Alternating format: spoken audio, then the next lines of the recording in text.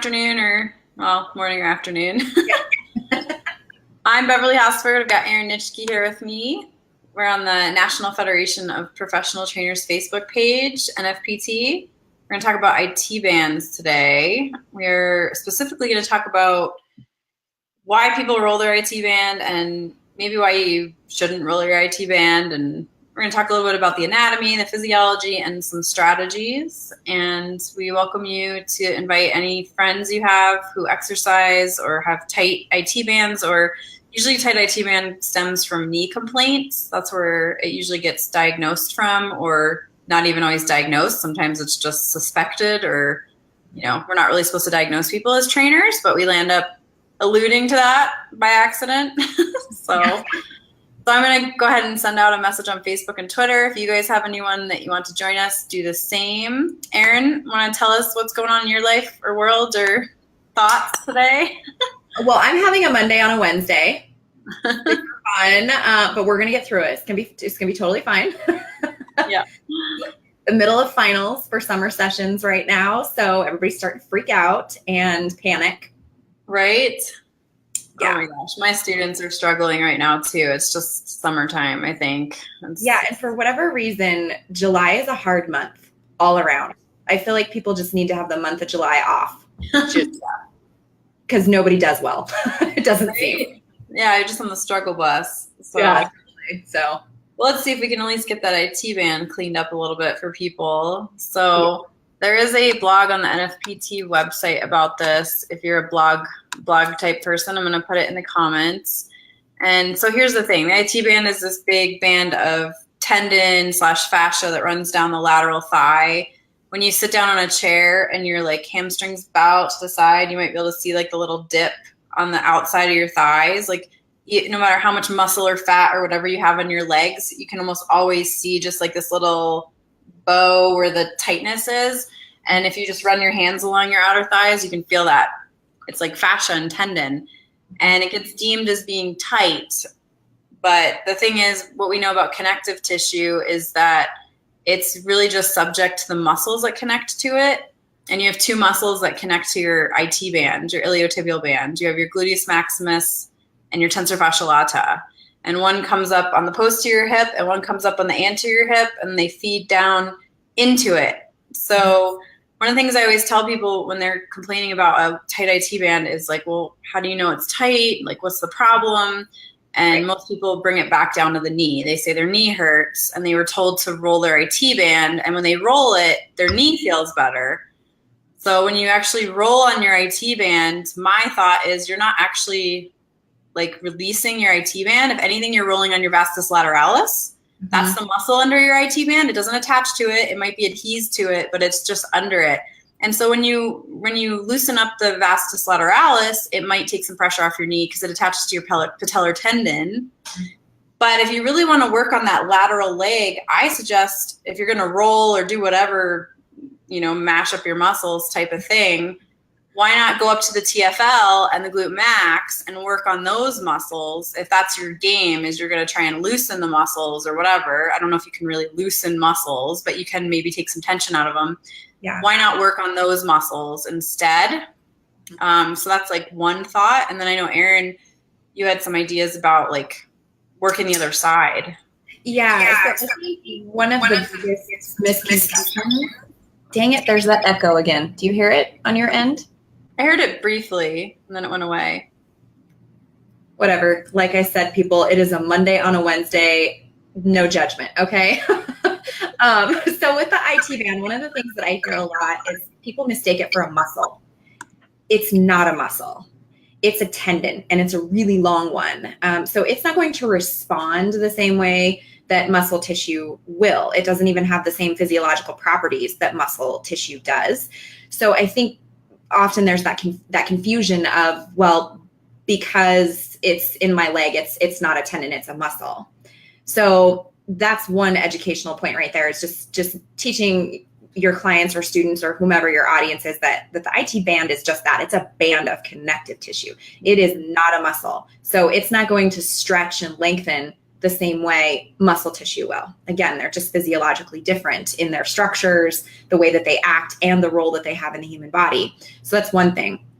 And I think one of the points to address as a trainer is asking, okay, what are the movement patterns like? Our first responsibility, I feel, is to address those poor movement mechanics, because poor movement mechanics, we already know, poor form leads to injury oftentimes. So is that where it's coming from? Is it truly a tightness, or what's happening there? There's a lot of other moving parts that I think as trainers we need to address and be aware of. One of those is body mechanics. Are they executing the movements right? Even throughout their day, how do they bend and lift? How do they push and pull? Those types of things. Those are very basic. Like there's 5 basic movements that are connected to activities of daily living. So if those aren't being performed well or right or correct, chances are there's going to end up being some tightness and some injury and adhesions throughout those muscle groups that are acting on those movements. So that's the first thing. And then addressing, maybe working the other side.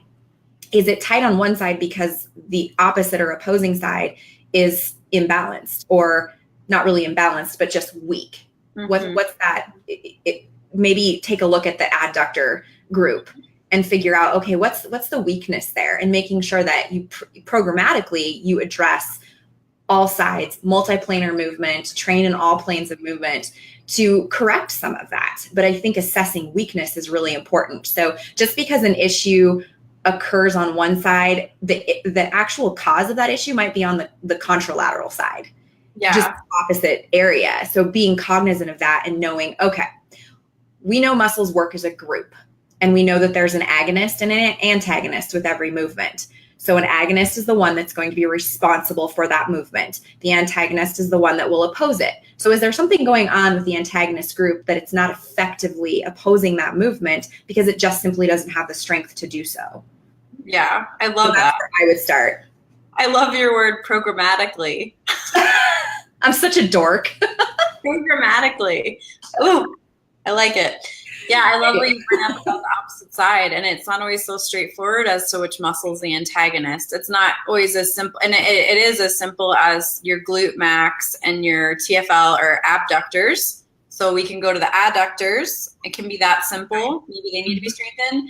But if you want to get real nerdy with me, my big biomechanics mind goes to the TFL. If we think about the actions of it, it does internal rotation, flexion, and abduction. So what muscle does the exact opposite? So we're looking for external rotation, adduction, and extension. That's going to be your adductor magnus. It's going to be positioned almost exactly opposite.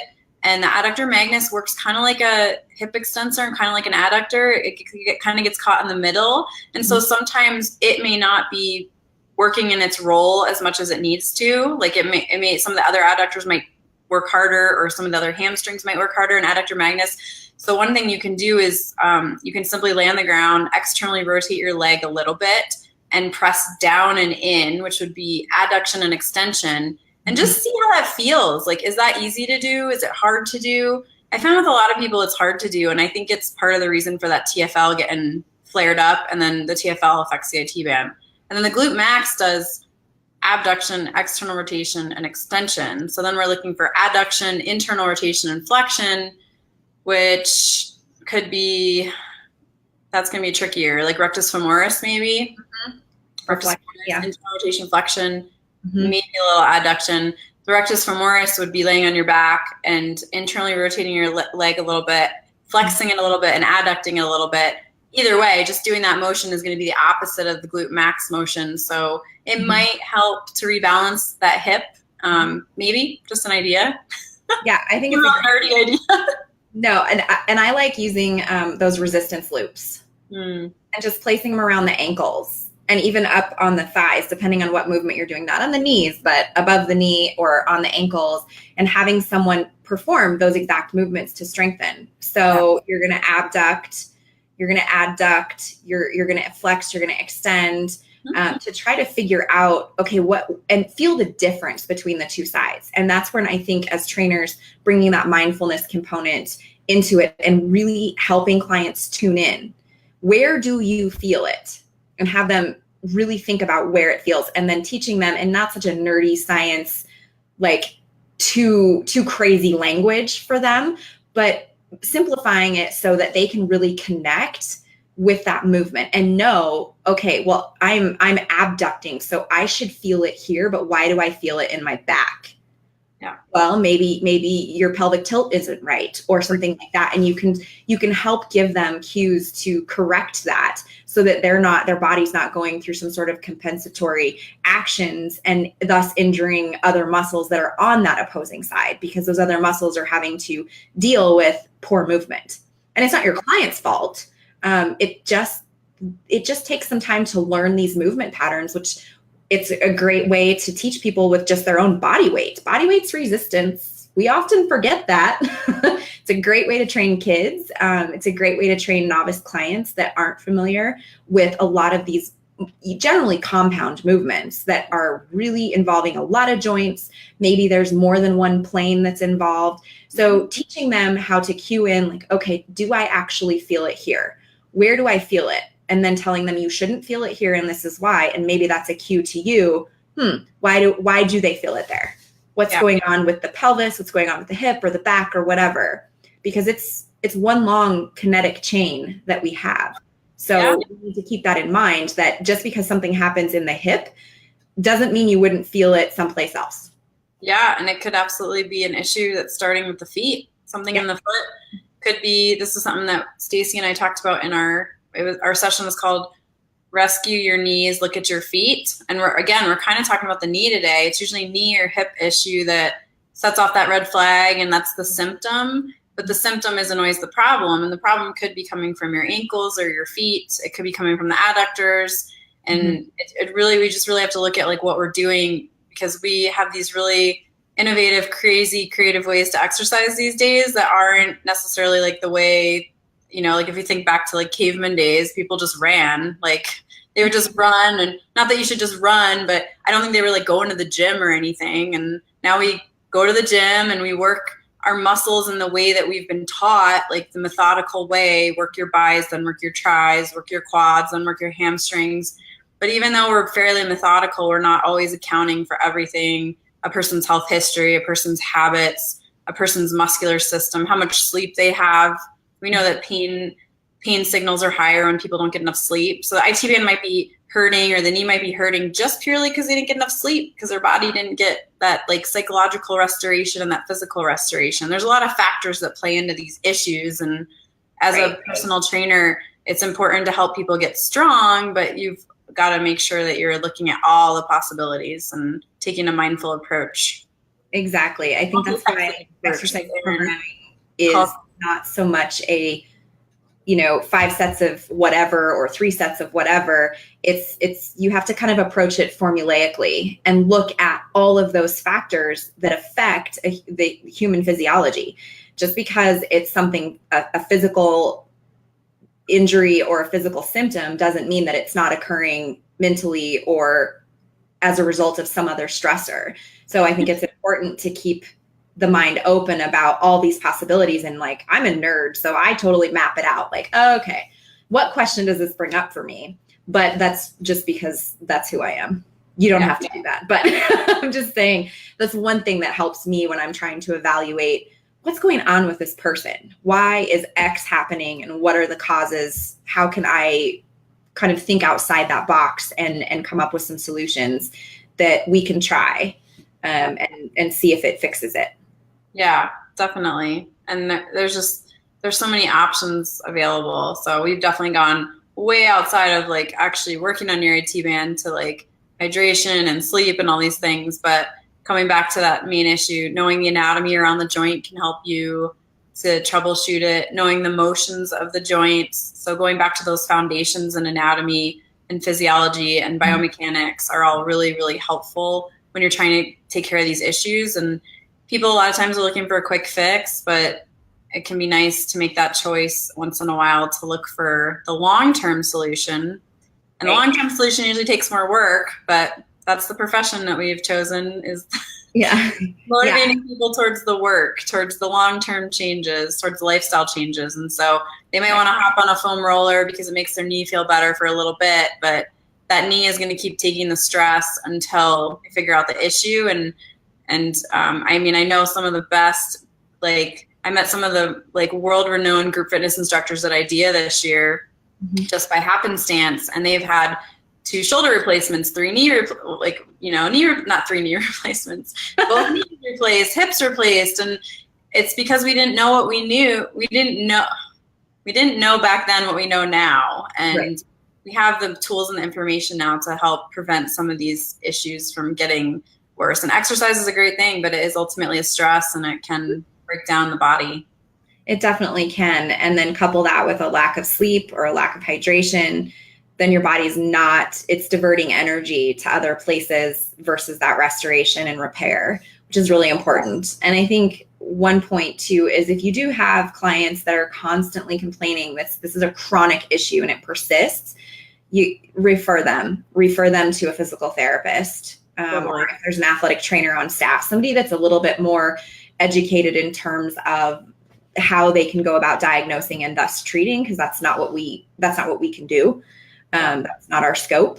And so just be ever mindful of the scope of practice. And if it's just an issue that maybe is continuing to persist and you've tried the things that you can try within your scope or that you feel comfortable doing and it's not resolving, it's likely there's something else going on that might need another perspective. Yeah, good reminder. We are definitely mostly here as personal trainers to strengthen the body. The whole stretching and like myofascial release and massage thing, it gets a little hairy and outside our scope of practice. So if you find yourself spending a lot of time, educating people on myofascial release, it may be time to look into like a massage therapy program or something, or physical therapy, so that you can use those tools more legitimately. Yeah, and remain within that scope. Don't offer to give your clients massages after a workout. Yeah. It can get real bad, real fast. Don't do it. Yeah. Well, and as I'm teaching in massage school, it's the techniques that massage therapists learn help save their bodies from overworking, and they learn a lot of tools and techniques that are very valuable. And so I always thought that I had good massage techniques just by being a human, but it turns out there's a lot more to know about it, with anything. So there's an absolute reason there's a course of study in how to perform it effectively. Awesome. Well, that's what we have to say to you about IT band rolling today. Please share your thoughts with us. If you are watching the show afterwards, please leave a comment. Let us know if you like this topic, whatever. We just like getting feedback. Otherwise, we're just here hanging out. Yeah. So we're going to have another topic for you next week that's similar. Today was all about like breaking down into the smaller components, what's going on when there's IT band issues. Next week, we're going to talk about the hip hinge, which is one way to break down a squat into a smaller movement so that you can be more effective when you are teaching people how to squat, because we were talking about squats and we thought that might be a great topic for next week. And so, join us next Wednesday, 10 a.m. Mountain Time.